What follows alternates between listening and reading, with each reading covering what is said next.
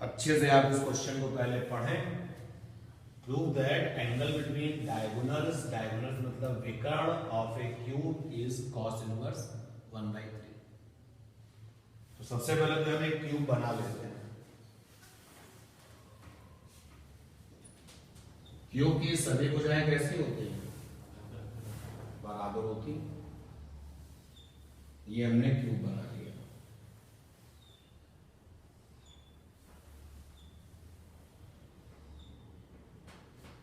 हर एक भुजा की लंबाई a मान लेते हैं। तो प्रत्येक भुजा each side of cube having length is equal to small.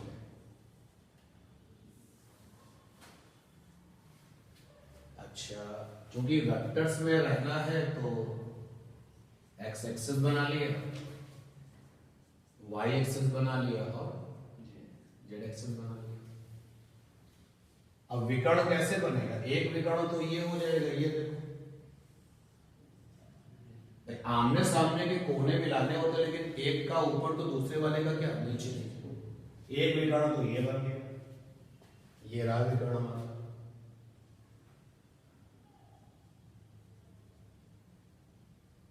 दूसरा विकर्ण कैसे बनेगा? ये कोण और ये कोण, समझ पा रहे हो ना?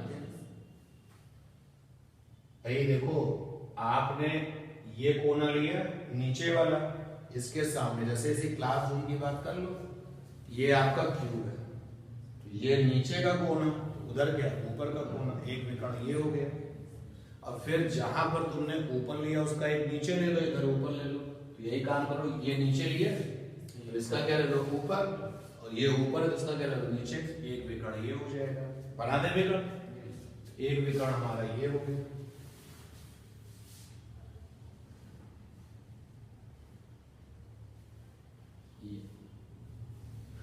अब इनके बीच का कोण चाहिए, नाम दे देते हैं O A B C D E F और जी। ठीक है ना? अलर्ट है ना, बाकी कुछ टिपिकल नहीं है। अच्छा, ध्यान दें तो अगर आप ओ ए को ध्यान दें, ओ ए वेक्टर बनाया मैंने ओ ए को, तो ये होगा छोटा ए आई कैप, क्योंकि वेक्टर बराबर होता है वेक्टर का मैग्नीट्यूड, साथ में क्या होता है यूनिट वेक्टर, एक सदिश।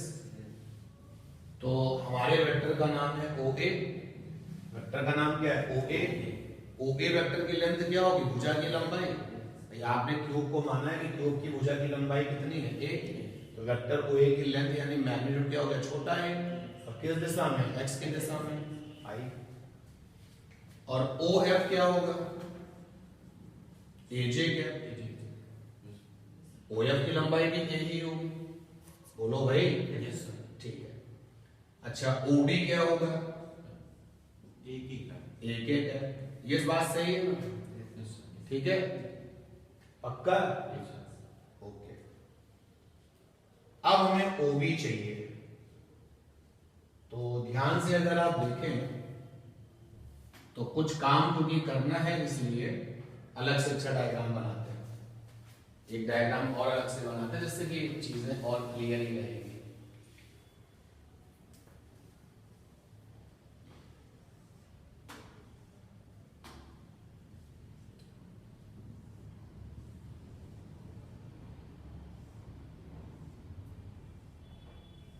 ये हमारे पास में O है, ये हमारे पास में B है, ये हमारे पास A है, ये हमारे पास में F है, ये हमारे पास में G है, ये हमारे पास में E है, ये हमारे पास में D है, और ये रहा C। ठीक है? हमने जिन लोगों को वेक्टर में बदल डाला है, जरा उनके एरो भी बना देते हैं। हमने OA को वेक्टर बना दिया है, हमने OF को क्या बना दिया है? वेक्टर बना दिया है, और हमने OD को भी क्या बना दिया? वेक्टर। इधर हमारे पास में OB है, ये रहा OB, हम इसको मिला रहे हैं।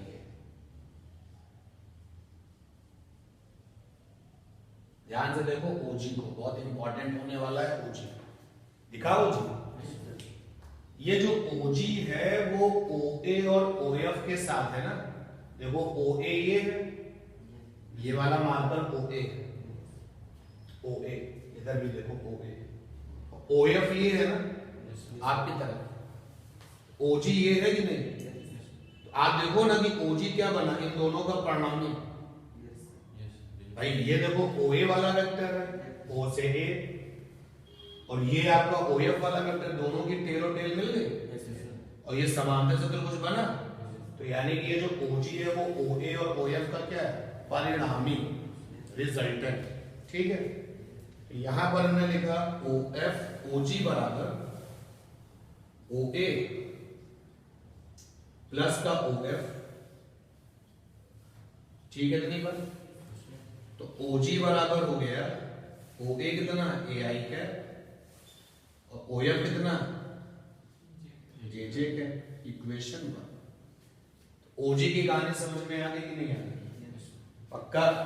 आप जरा ध्यान देना भैया, ये हमारा OB है, O से B, ये हमारा OG है, O से G, O से G।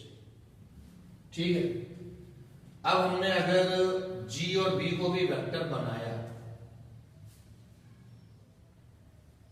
ये रहा G से B वेक्टर, दिखा तुमको G से B वेक्टर। सब एक ही डायग्राम में बनाएंगे तो दिक्कत हो जाएगी, इसे अलग अलग बना रहे हैं। तो ध्यान से देखो, ये ट्राइंगल का लॉ, O से G और प्लस G से B बराबर क्या हो जाएगा, OB हो जाएगा, हो जाएगा। तो O से G हमारे पास में है AI के प्लस का AJ के, और बेटा जो G से B है ना, G से B किसके बराबर है, O से D के। G से B किसके बराबर है, O से D। यहां पे भी देखो G से B सामने उसके OD है कि नहीं, हर मामले में बराबर है, लेंथ में भी बराबर है और दिशा में भी बराबर है। तो जहां पर G से B लिखा है वहां पे लिख दिया OD।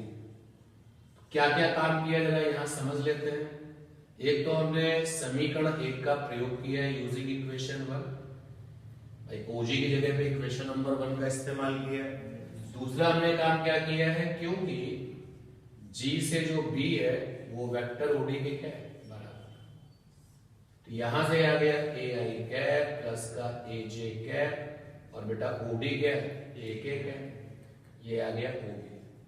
तो एक विकर्ण तो हमें मिल गया है, OB हमारा विकर्ण था, और वो आ चुका है AIJ plus AJK plus AK। ये आ गया है विकर्ण, समीकरण नंबर 2।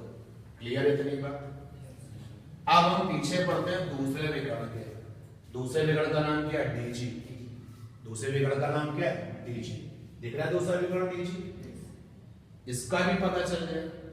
अगर हम इसको भी I और J के और K के शकल में बदल दें तो फिर हमारा वही फंडा लग जाएगा कि भाई दो वेक्टर अगर IJK में है तो एंगल निकालने के तरीके में क्या करते हैं, डॉट प्रोडक्ट। तो अब हम पीछे पड़ जाते हैं DG के। एक बार आपके लिए दोबारा डायग्राम बनाते हैं। ये एक बार फिर से घन बनाया मैंने, ये घन बना लिया, और हमारे पास में है DG। तो बाकी लोगों को अब जरा शांत रख देते हैं, जो मेन है उन्हीं को केवल दिखाते हैं। ये DG है, तो DG मुझे चाहिए, और ये रहा बेटा OG, ये OG है, ये OD है, और मुझे चाहिए DG। तो ये रहा DG। ठीक है, अलग से दिखाते हैं इनको। ये आपका OD है, O से D, ये आपका OG है, O से G, और ये आपका DG। ठीक है, लगाओ फिर से त्रिभुज का नियम, O से D प्लस D से G बराबर क्या, OG। त्रिभुज के नियम में हेड टेल कॉम्बिनेशंस वाले दोनों साथ में होते हैं, बराबर तीसरा वाला। तो देखो O से D की क्या हेड और D से G की क्या टेल, OD के साथ कौन आएगा, DG आएगा। सिमिलरली यहाँ देखो हेड टेल वाले साथ होते हैं, O से G और G से D, वो वाला काम किया है। समझ पाए बात। अब हमारा OD जो है वो तो एक एक कैप है, वहां देखो 3 रखे हुए हैं, एक एक कैप दिखा, OD एक एक कैप दिख गया उधर, देखो एक एक। और DG हम निकाल चुके हैं समीकरण 1 में, नहीं OG निकाल चुके हैं समीकरण 1 में, तो DG निकालना है, DG को ऐसे ही रख दिया मैंने। और OG हम समीकरण 1 में निकाल चुके हैं क्या, AI प्लस AJ। यहां पर एक बार फिर से समीकरण 1 का इस्तेमाल हो चुका है यूजिंग इक्वेशन में। तो यहां से DG आ गया AI cap AJ cap minus का एक कैप, समीकरण नंबर 3। तो समीकरण 2 में डायगोनल निकल चुका है, IJK की शक्ल में है। समीकरण 3 में भी विकर्ण निकल चुका है, डायगोनल निकल चुका है, ये भी किसकी शक्ल में, IJK की शक्ल में। फिर तो वही बात हो गई ना जो आज की क्लास की स्टार्टिंग में रिवीजन कराया था कि अगर दो वेक्टर IJK में पता है और आपको उनके बीच का कोण चाहिए या दो वेक्टर्स के बीच का कोण चाहिए, हमेशा अच्छा फंडा कौन सा, डॉट प्रोडक्ट वाला। तो अब मेरे पास में दोनों विकर्ण आ चुके हैं। तो पहले वाले विकर्ण में OB है, ये रहा विकर्ण OB, देखो कितना है, AI AJ AD। जरा इसका मॉड ले लेते हैं क्योंकि जरूरत पड़ेगी इसलिए। तो मॉड ऑफ OB क्या हो जाएगा, अंडर रूट I के साथ वाली वैल्यू का स्क्वायर, J के साथ वाली वैल्यू का स्क्वायर, K के साथ वाली वैल्यू का स्क्वायर, कितना आ जाएगा, A√3। और जो दूसरा वाला विकर्ण है DG, दूसरा वाला विकर्ण है DG आया है, कितना आया है, AI कैप प्लस का AJ कैप माइनस का AK कैप। इसका भी परिमाण जरूरत पड़ेगी इसलिए ले लेते हैं DG का परिमाण अंडर रूट I के साथ वाली वैल्यू का स्क्वायर, J के साथ वाली वैल्यू का स्क्वायर, K के साथ वाली वैल्यू का स्क्वायर, कितना आ जाएगा, A√3 आ जाएगा। ठीक है, अब मुझे इन्हीं के बीच का कोण चाहिए, डॉट प्रोडक्ट का फंडा लगा दिया मैंने। तो मैंने लिखा OB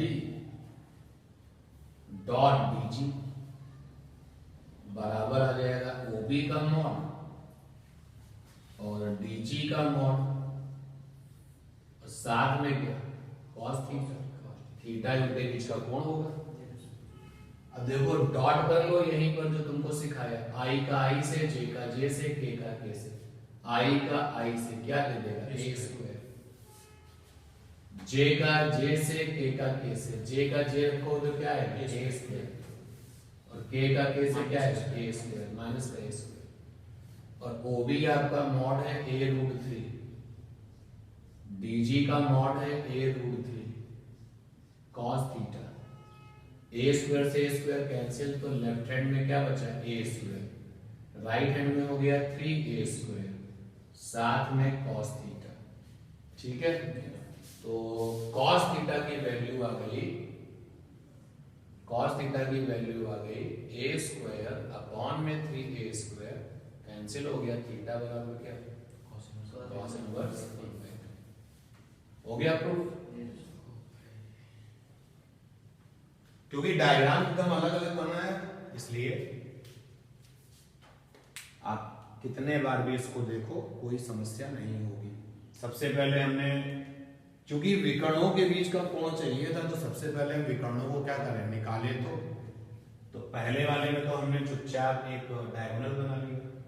विकर्ण का मतलब होता है आमने सामने के कोने मिलाना, लेकिन एक नीचे तो दूसरा किधर, ऊपर। जैसे यहाँ पे ये क्यूब मान लो इसको, तो अगर मुझे विकर्ण चाहिए तो इस वाले कोने पर ये वाला कोना, तो उधर क्या लेंगे ऊपर, ये विकर्ण होगा। अब ऊपर वाला लिया जा चुका तो उधर का नीचे, इधर का ऊपर, एक विकर्ण ये हो गया। उसके बाद में फिर क्या किया गया, पहले तो हमने अच्छा सा एक डायग्राम बना लिया। फिर चूंकि हमें पता है कि आगे क्या क्या रिक्वायरमेंट आने वाली है, तो वेक्टर ओ ए आई क्या है, क्योंकि वेक्टर ओ ए की अगर हम यहाँ पर वेक्टर ओ ए बनाए तो वेक्टर ओ ए की लेंथ क्या होगी, भुजा की लंबाई, क्यूब की साइड की लंबाई कितनी रखी ए, और दिशा कैसी है एक्स वाली। फिर ओ एफ देख सकते हो आप और ओ डी देख सकते हो। फिर ओजी कैसे बना, तो ओजी बना यहाँ पर देखो, ओजी को साफ साफ देख सकते हो, वेक्टर ओ ए और वेक्टर ओ एफ कहाँ मिल चुके हैं, टेल टेल में मिल चुके हैं। तो इनको तुमने समांतर चतुर्भुज में बदल रखा है, तो ये जो विकर्ण होगा ओजी वाला वो क्या बनेगा, दोनों का परिणामी। ओजी दोनों का परिणामी है, तो दोनों वेक्टर को जोड़े तो क्या मिलेगा, रिजल्टेंट मिलेगा, ओजी मिल गया, समीकरण 1 मिल गया। इसके बाद में फिर इसी डायग्राम के अंदर से जो हमने काम की चीज निकाली है, ओ जी बी, ओ जी बी, ओजी तो वेक्टर है पहले से ही, ओबी भी वेक्टर है दिख रहा है। मैंने यहाँ पे जीबी को वेक्टर बनाया, त्रिभुज का नियम लगाया, और त्रिभुज के नियम में वो दो वेक्टर एक साथ होते हैं जो हेक्टल में मिले होते हैं। यहाँ पे हेक्टल में कौन कौन मिला है, ओजी और जीबी। तो ओजी प्लस जीबी बराबर क्या होगा, ओबी, वही लिखा मैंने। बाकी जो काम किया गया देख सकते हो, समीकरण नंबर 2 आ गया। अब ओबी हमारा विकर्ण था, ओबी हमारा विकर्ण था जो पता चल चुका है। अब मुझे दूसरा विकर्ण चाहिए डीजी, तो फिर से मैंने इसी डायग्राम को रिपीट किया और केवल वो चीजें दिखाई जो इसके लिए जरूरी है, जो इस हिस्से के लिए जरूरी है। तो मैंने दिखाया आपको डी, ये रहा डी, ये रहा डी। फिर मैंने दिखाया ओ, ये रहा ओ, और फिर ये जी और ये रहा जी। तो आप देख सकते हैं ओडी एक वेक्टर है, ओजी एक वेक्टर है, और डीजी भी क्या है, वेक्टर। अलग से ले लिया इसको, देखो ओजी अलग से और ओडी अलग से, और डीजी। दो वेक्टर वो लेते हैं जो हेक्टल में एक साथ है। हेक्टल में कौन सा है, ओडी और डीजी। तो ओडी और प्लस डीजी बराबर क्या होगा, ओजी। समीकरण नंबर 3। उसके बाद आगे का जो काम है वो सिंपल सा है। तो केवल दो ही विकर्ण ले सकते हैं। क्वेश्चन में क्या कह रहा है, prove that angle between the diagonals. तो जब आप एंगल निकालते हो तो हमेशा दो लोगों के बीच निकालते हो ना। अब वो तुम अगर ऐसे सोच लो कि सर इधर वाले के दो विकर्ण, चाहे इधर वाले के लो या इधर वाले के लो, हमने कोई एक लेकर के कंप्लीट कर लिया। भाई अगर आप एक विकर्ण इधर का लेते हो और एक विकर्ण उधर का लेते हो तो भी रिजल्ट यही आएगा, तो भी रिजल्ट यही आएगा। नोट कर लीजिए।